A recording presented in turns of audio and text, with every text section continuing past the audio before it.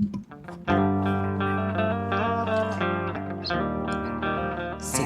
South. 69 South. 69 South. 69 South. 69 South. Welcome everyone to Podcast 69 South, where we cuss and discuss true crime, cold cases, current events, and hot topics, along with our state of society today. This is your trigger warning. Our podcast content is produced for adult listeners 18 years of age and older. We discuss situations that may be offensive and triggering to some listeners. Sit back, relax, and enjoy.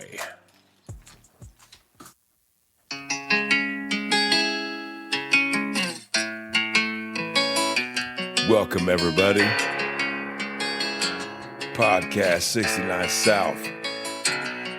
You hear them dogs when they bark behind that barbed wire fence. Don't come here after dark trying to ride with your friends. I got family on my block that'll put your life to an end. But if you want it, come and get it. Don't knock, just come on in. You picked the wrong house on the wrong block, took a wrong turn, musta got lost. Welcome to our podcast, everybody, and with me is my beautiful co-host, Julie. How you doing today, beautiful? I'm good. How are you, baby? I'm doing really good, man. We've had a lot of people come at us with reports and stories on this. London, Kentucky is in a big shit mess, people, man, and we want to keep this shit going because there's some wrong shit going down here, man.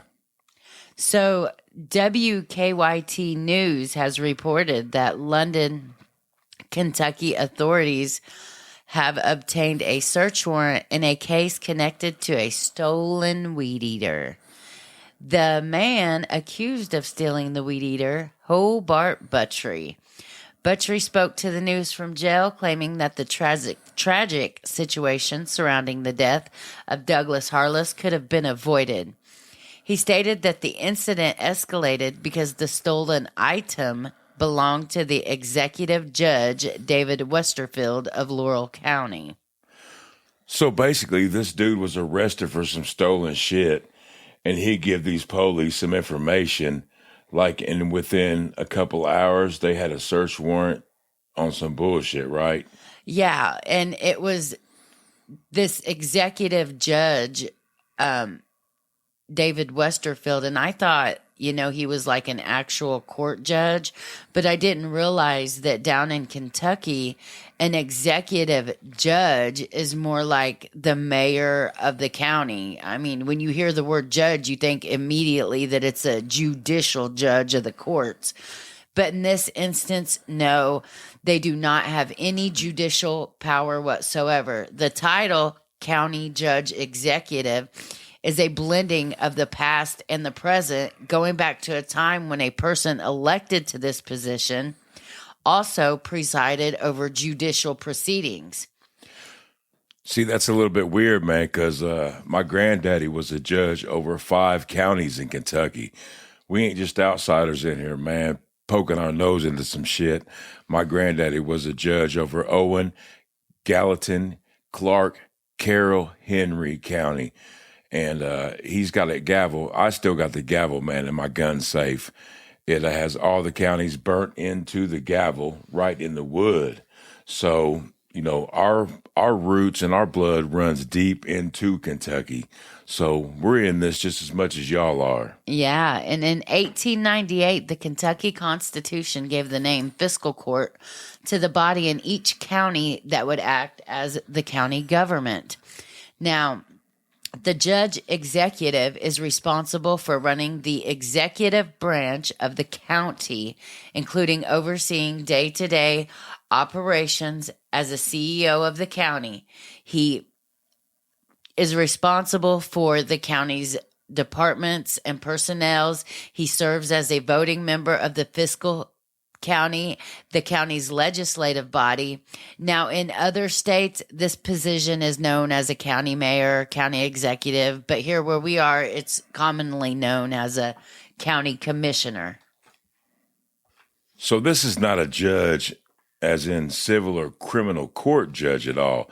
On December 23rd, Doug Harless was shot and killed inside his home when the London, Kentucky police attempted to serve a search warrant at approximately 11:53 p.m. However, the police arrived at the wrong address, 511 Van Zant Road, while the warrant was actually for 489 Van Zant Road. Adding to the complexity, Buttrey has been arrested just hours before Harless's death and been interrogated about the stolen equipment. Allegedly, Buttrey informed the investigators that they could also find a large amount of drugs at the residence at 489 Van Zant Road, which had been vacant for several months. Now, listeners, let's think about this. You are in your home and it's around midnight and you receive an unexpected knock or gunshot at your door. Think about that. What are you going to do? Ask yourself that. Most people I know are going to grab a weapon for their own protection if they have one. Because one, this is all unexpected, and two, to protect yourself because you are not sure if it's a threat to your safety or not. So the city cops say they knocked. Did they identify themselves before allegedly shooting the lock off the door to make entry? Where Doug's body was found at the door after he answered it? No, I'm assuming it wasn't because we don't know if he even got the chance to answer the door due to the police not wearing body cams. I mean, y'all got to think about this. Everybody put yourself in this position, man. From the time that they identified themselves as police officers, it was just a little bit more than a minute. Now, we live in the country too. We're in southern Indiana.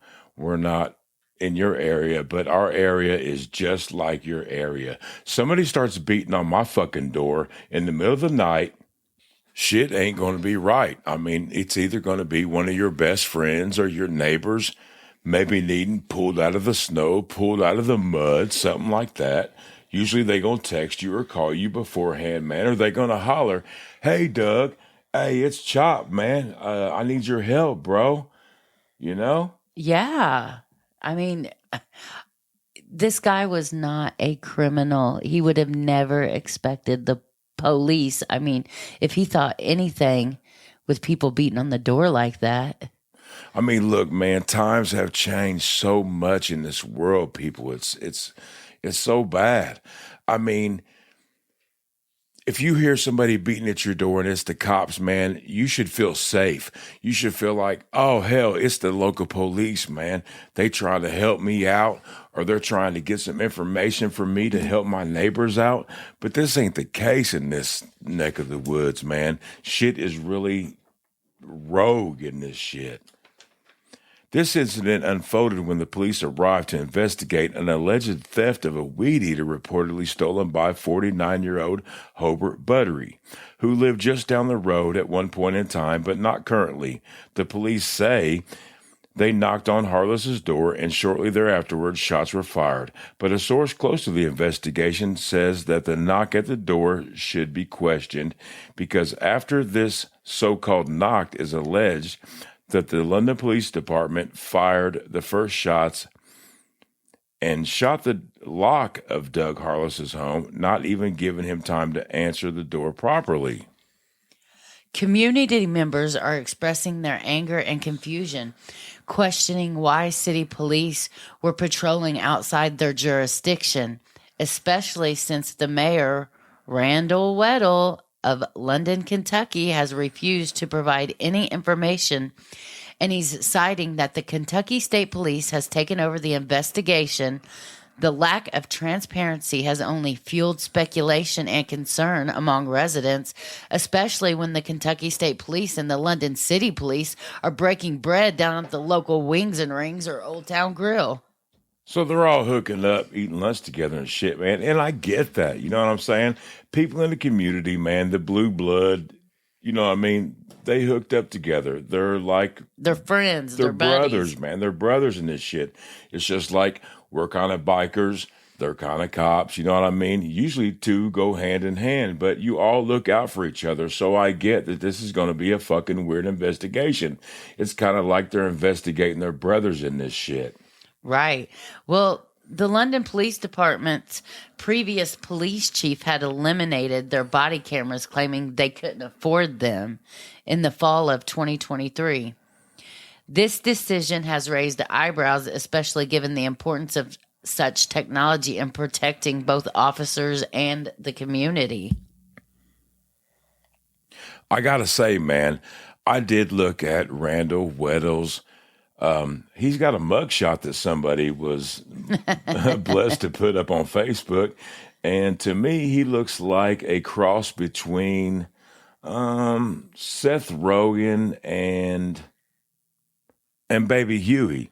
He looks like one of the little fat kids in the neighborhood that used to fuck around behind your back and steal shit. You know what I mean? He doesn't look like somebody that should be the mayor of a community, man. No disrespect, bro, but that's what you look like in your mugshot. And I can't believe that you're a mayor of a fucking city with charges, the felony charges that you got, man, with this mugshot. Theft and all kinds of stuff. Oh, and we will be posting that beautiful mugshot on our Podcast 69 South Facebook page. 100%. It's a pretty shot of you, bro. I'll be proud of it, too. Now, to make matters even crazier, during this recent city council meeting, officials learned for the first time that their police force was operating without body cameras and had been executing warrants outside of city limits. The city council is now demanding written statements from the police chief and the assistant chief regarding that night's events. What complicates matters further is leaked phone call between Laurel County Judge Executive David Westerfield and a Laurel City police officer, Hale.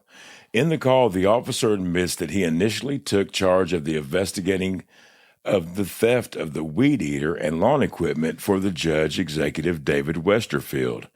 And after Harless was shot, the police contacted the judge within an hour to update him.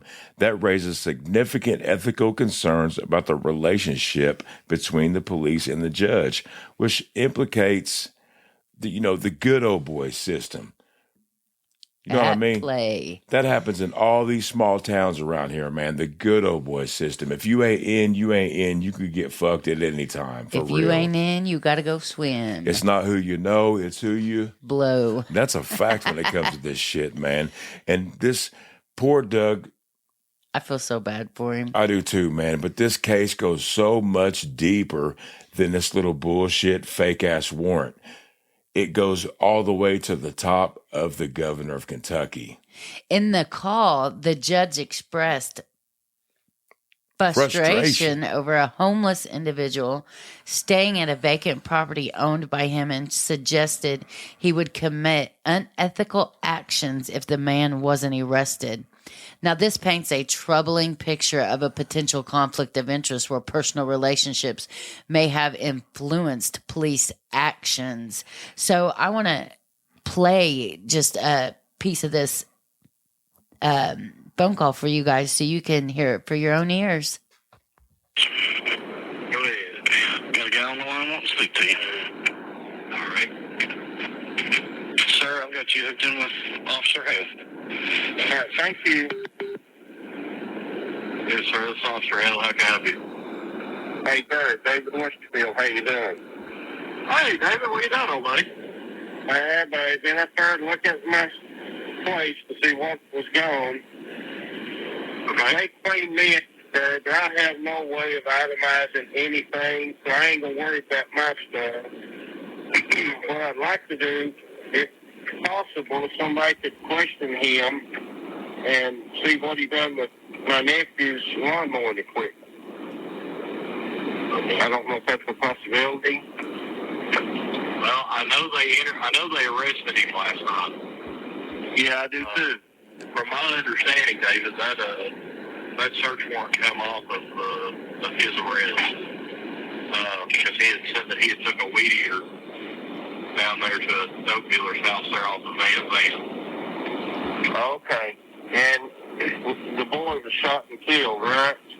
Yeah, I understand. No, they called me at 1 o'clock this morning and told me all about it. So I know all about that one. You know, I'm not going to worry about my stuff unless he sold to somebody that's laying in a pile and I could identify it. I would like to see Charles, my nephew, get his stuff back if at all possible. I know they're working through it right now with some of the Well, that's all they can do then.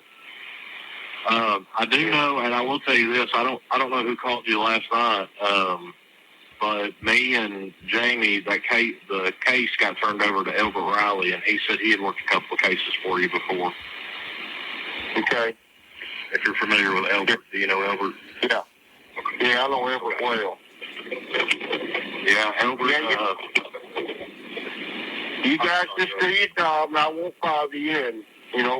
And the chips fall where they fall. I mean, it's hard to run this stuff down after it changes hands.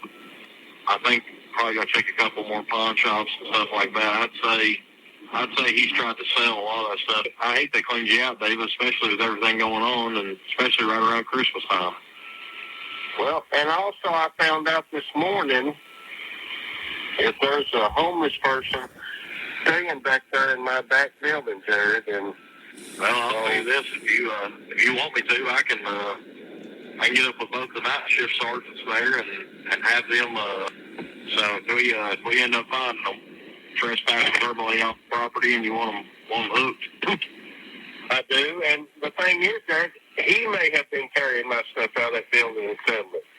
The Buttrey boy that's been arrested may not have gotten all my stuff. It may be the homeless guy that's carrying it off.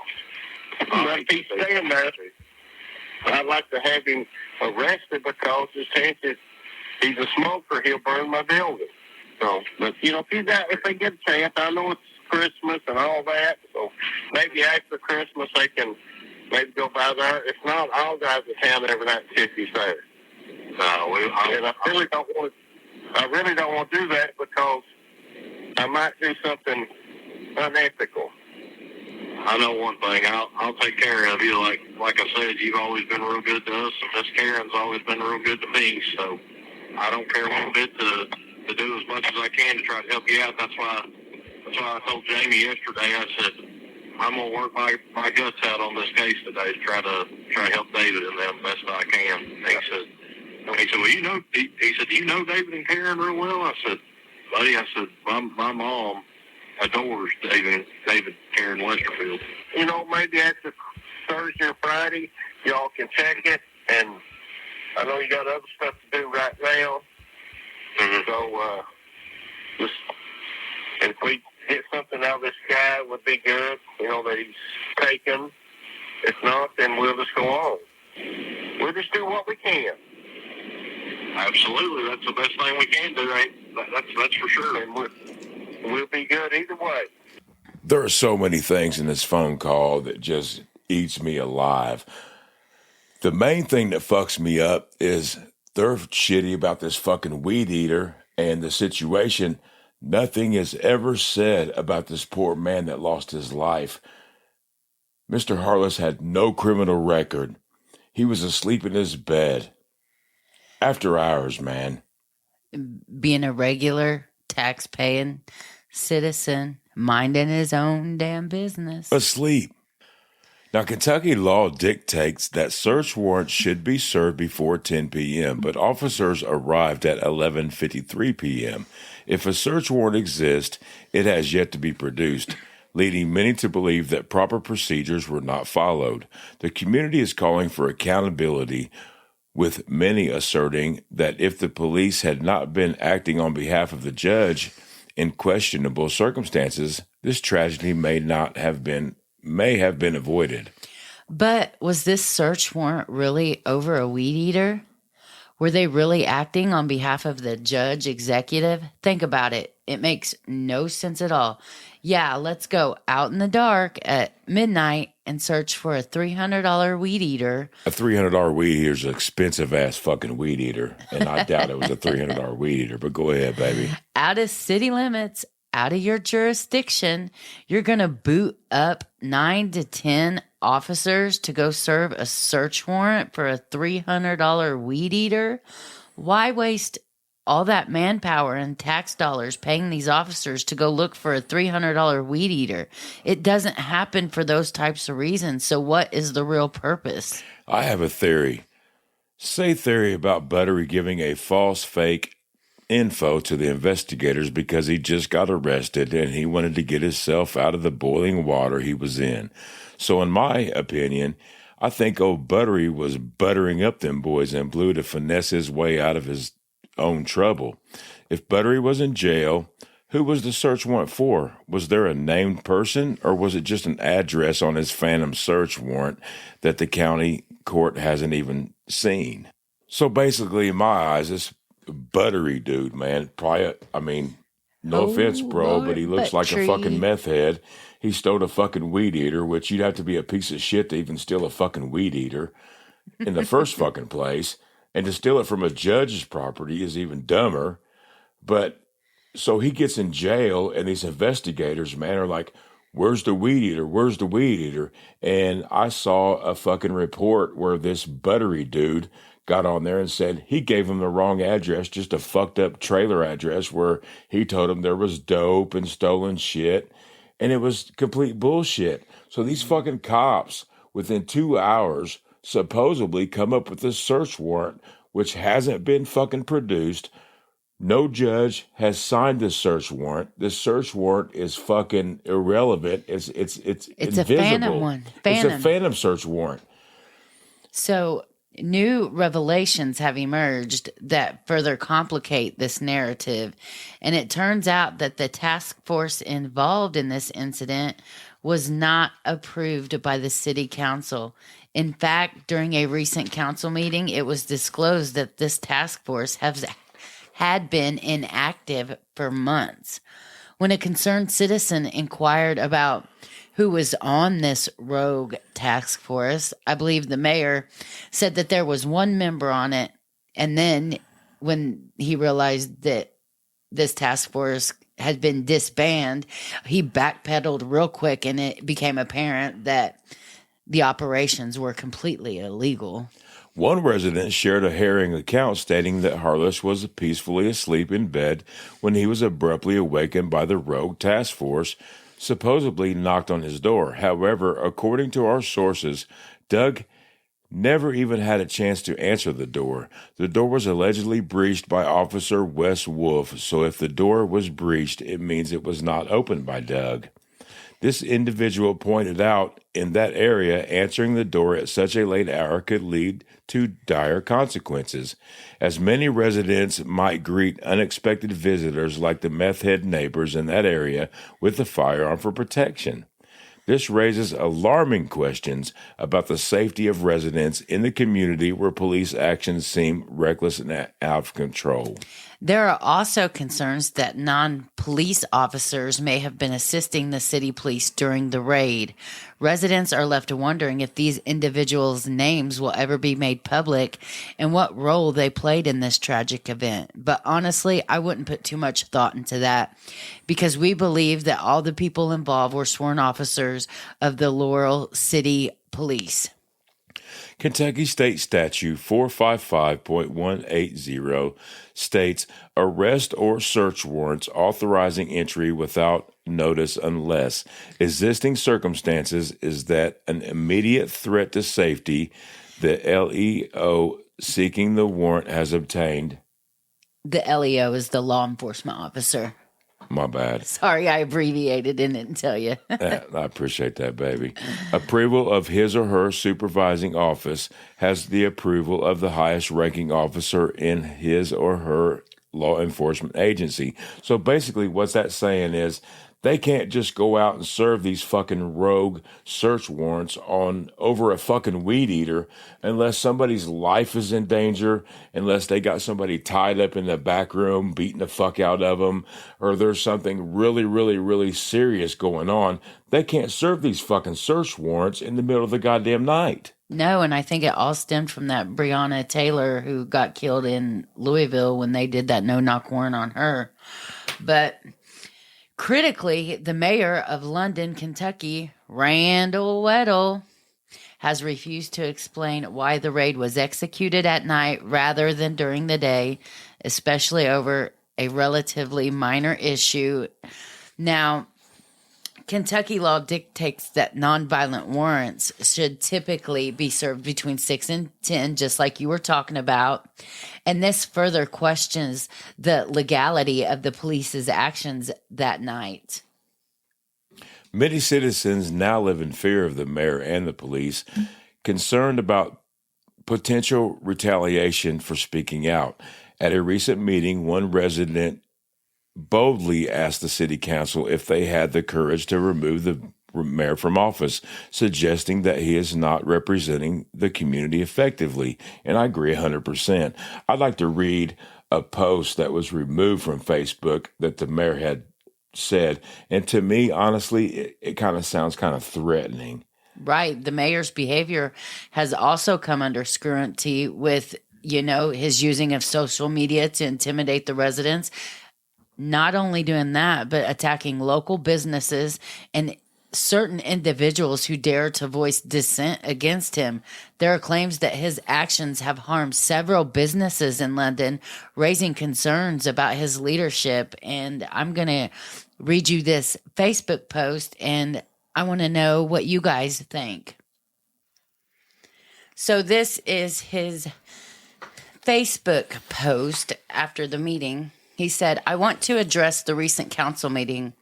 Was it a difficult meeting? Yes, it was. It was tough for the innocent people involved, and it was disheartening to see a certain group using this situation for political gain. But that's politics today, right? While he's out there playing politics, they mentioned my name more than the person they claimed they came there to support and advocate for. Let me be clear. You will not drive me away, and I'm here to stay. To those who operate in the shadows thinking people don't see you, know that we do, and it's noted. That shit sounds threatening as fuck to me. And I want our listeners to know that our episode was delayed a little bit because we have received some fucking threats.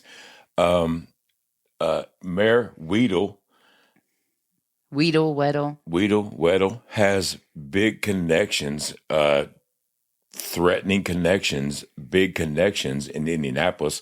Well, guess what? We from this neighborhood too, and we don't give a fuck about the threats that y'all have sent to us. We're going to read and we're going to report everything that we hear and find out that it's fact. Absolutely. Down there in London, Kentucky, you are not going to shut us up for shit. We're going to be the voice for the people in London, Kentucky, man, because we don't give a fuck about the threats that you're all sending to us. In response to the growing crisis, the city council has voted to form a committee to find a city attorney who can protect them from what they describe as a rogue mayor and police department. Intriguingly enough, only one council member voted against this initiative.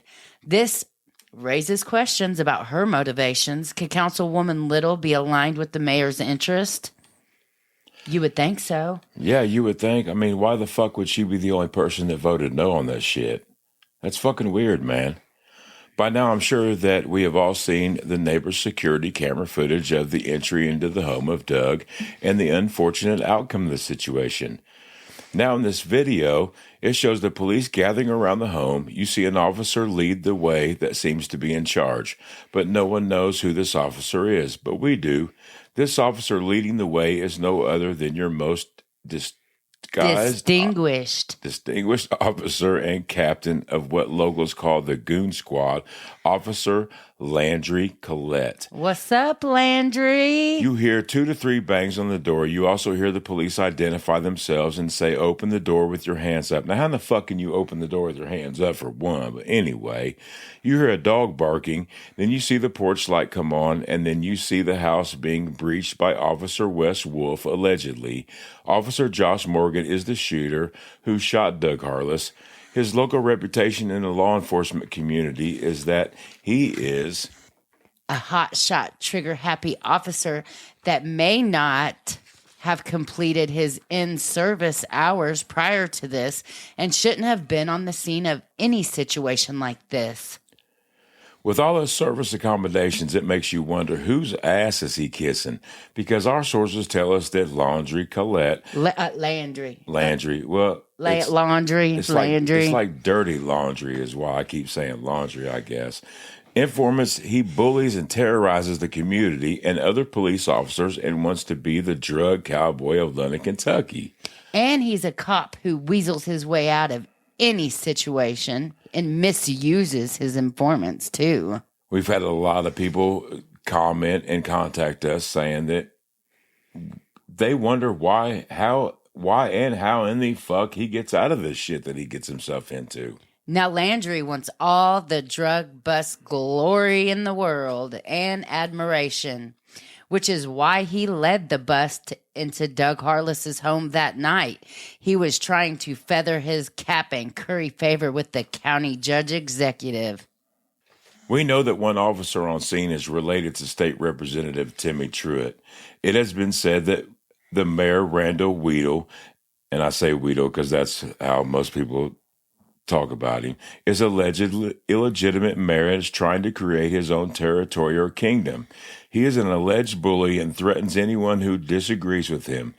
I know some of y'all are not going to like hearing what I'm about to say because there are some good officers and they are in fear of losing their jobs and or quote unquote surviving or suffering from unknown accidents that would be unsurvivable. Some of these cops are good cops, man. They were just doing what they were told. I mean, you know, you got this head rogue cop, Dirty Laundry, as I like to call him. I mean, he's rounding everybody up, man. We got this dude in jail. He said there's dope, there's stolen shit over here at 489. And boot up, boys, let's go get them. Boot up, boys, let's go fucking get these dudes, man. And these police are trying to do their jobs, man. But it was some fucked up shit. If you look at the shit, man, if you look at the TV footage, if you look at everything that's been put on the news, man, 511 is like right on the side of the porch where the steps they walked up on. I don't give a fuck about how Apple Maps takes you here or fucking, you know, this GPS app takes you here. These fucking police should know exactly where they're going, who lives at the fucking house, and nobody has even lived at this 489 house for months. For months.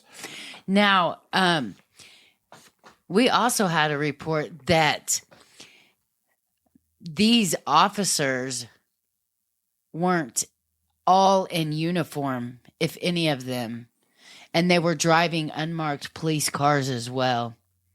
Doug probably thought it was a home invasion, which would justify the castle doctrine. Do you know what that is? I'm not sure. Why don't you explain the castle doctrine? Well, I didn't know what it was either, so I had to look it up because I had never heard of it. But in Kentucky, the castle doctrine refers to the legal principle that allows individuals to use reasonable force, including deadly force, to defend themselves against an intruder in their home without a duty to retreat. Essentially, meaning they can stand their ground if they reasonably believe that they are in imminent danger of serious harm within their dwelling. I mean, somebody's beating on your fucking door and you're not a criminal, you've never committed a crime, and somebody's beating on your fucking door. That's reasonable cause in my eyes to come to the door with your pistol to find out who in the fuck is beating at your door. And you know what? We've got reports that says that Mr. Harless' mother gave him a gun as a present, but he gave it back. So nobody even knows where this gun came from. We don't even know if this dude was even armed. I think Fred and Sandra said that, didn't they? Yeah. I love them. They're so cute. Shout out. F&S investigators. We love y'all. I hope you hear this, man. And we're giving on y'all YouTube, a shout out. if you guys... y'all cool as fuck. Country folk like us. And we love it. Now, you know what? Another interesting coincidence is that there's this KSR radio broadcast, which is aired in London, Kentucky for years. Now, after this happened, they mentioned what had happened in this town, and just like that, they were dropped from the London area after being listened to daily for years. So shout out to KSR.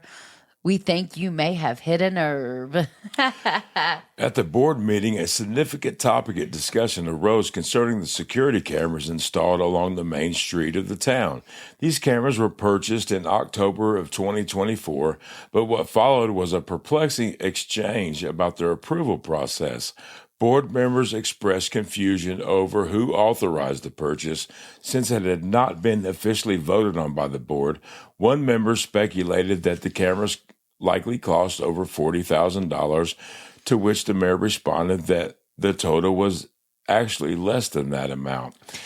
Now, if the police department had a surplus at that time in 2024, approximately a year later, after they stopped using the body cams in 2023, why would they, I mean as in the police department, not reinstate the use of the body cams instead of putting up surveillance cameras along the buildings down Main Street? I mean, they already had the body cams.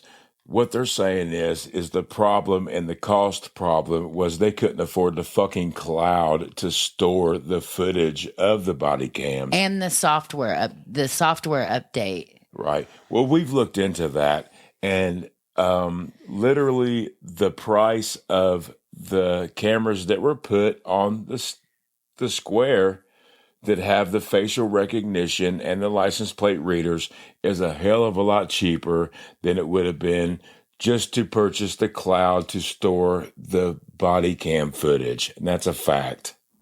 Yeah.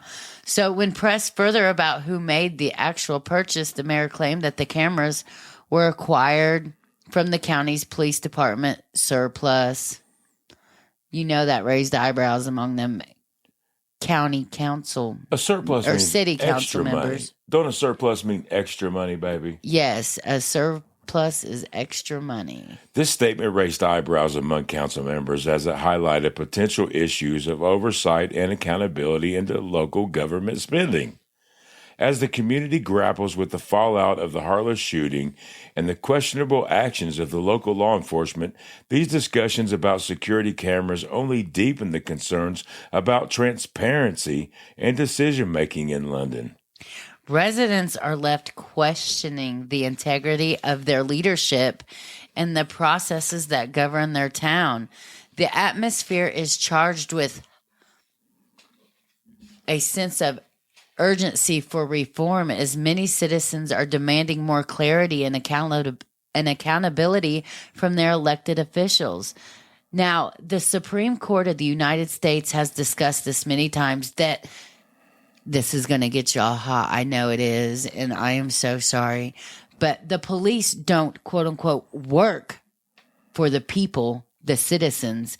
They work for the elected officials you voted into office. And see, that pisses me the fuck off, because protect and serve the citizens means protect and fucking serve the citizens. Right. Now, all of these questions are situated in the traditional belief that police are there to proactively prevent and de-escalate dangerous situations.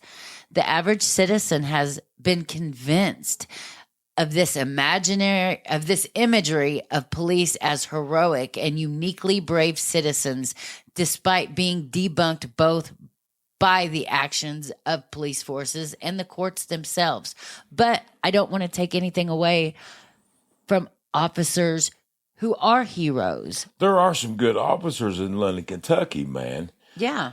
And you know, it really fucking pisses me off, and it really burns my ass that if you get your fucking door beat on at midnight or whatever time it was, and you realize it's the police, you should be fucking happy. You should be like, right on, it's my dudes here.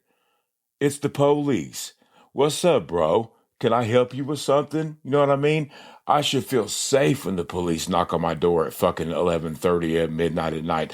I should feel like maybe they're protecting me from something. Maybe they need some information from me. I should breathe a sigh of fucking relief.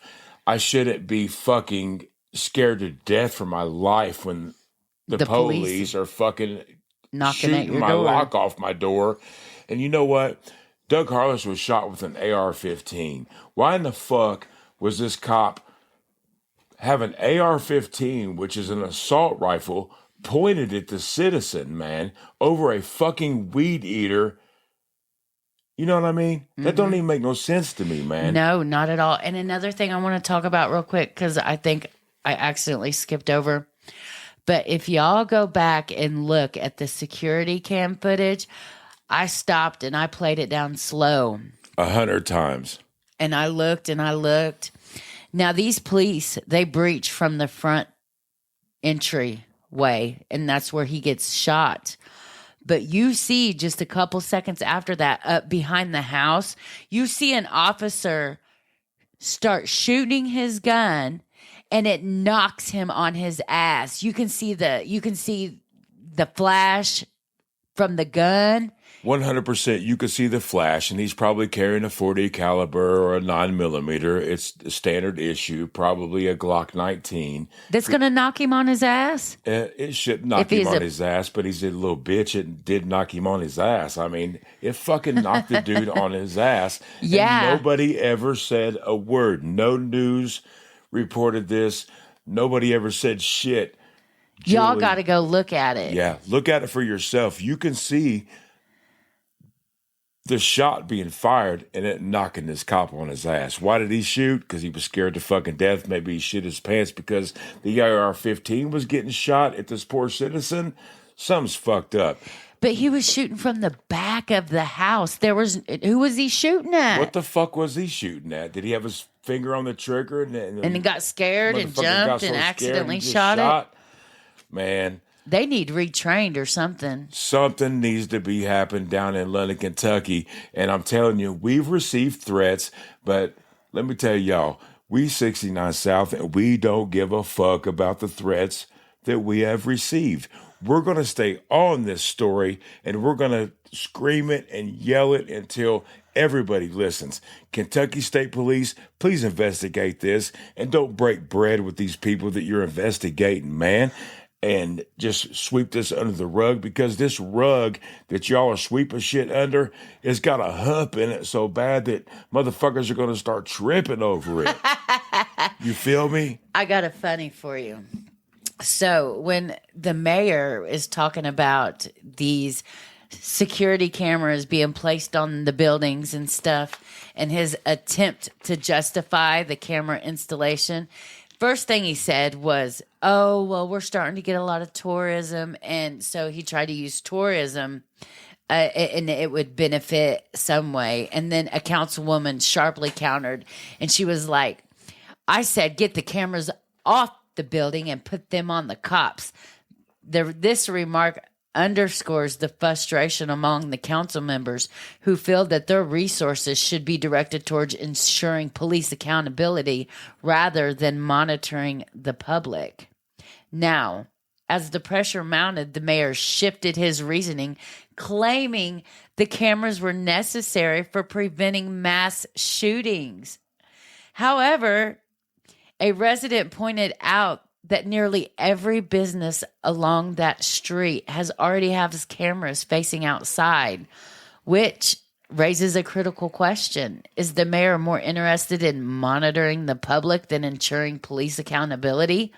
The implication is stark, as many residents feel that the lack of body cameras for police officers suggests a desire to obscure police actions rather than protect the community. That's exactly what the fuck is going on. These cameras that they had installed were 40 fucking grand.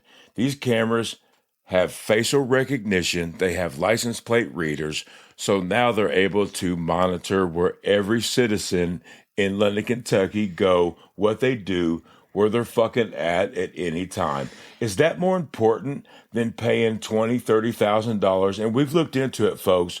We have researched. It's only $30,000 to $35,000 at best to pay for a cloud for the body cams that they already have. Now, In a particularly revealing moment, one of these residents stood up and shared that, hey, he took a picture of this camera that was mounted outside of one of the buildings.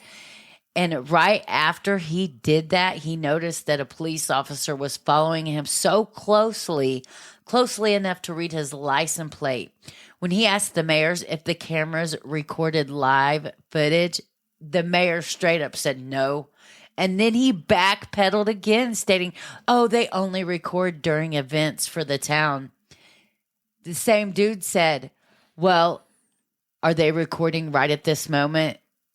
And the mayor had to concede that they were. So he lied again. Now, this exchange left many residents questioning the mayor's credibility. One resident remarked on all the absurdity of it, noting that the mayor has told 10 different lies in just 3 sentences. This lack of honesty only adds to the community's growing frustration and distrust. This little baby Huey looking fucking mayor, man's got me fucked up. And I'll tell you, the other cop, the dirty laundry cop, man, he looks like Ernest. You know Ernest in that fucked up movie, the Ernest Blows Cops or whatever the fuck it is. I don't know what it is, but I feel like these threats are coming from some of Ernest's or the dirty laundry's buddies. Let me give y'all a hint.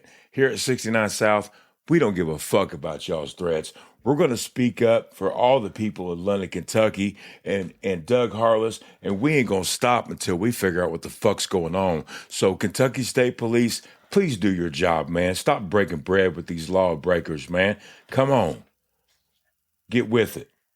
Yeah, amen to that. We got a lot more to come on this case, man, and we thank you for all the support we've got from London, Kentucky.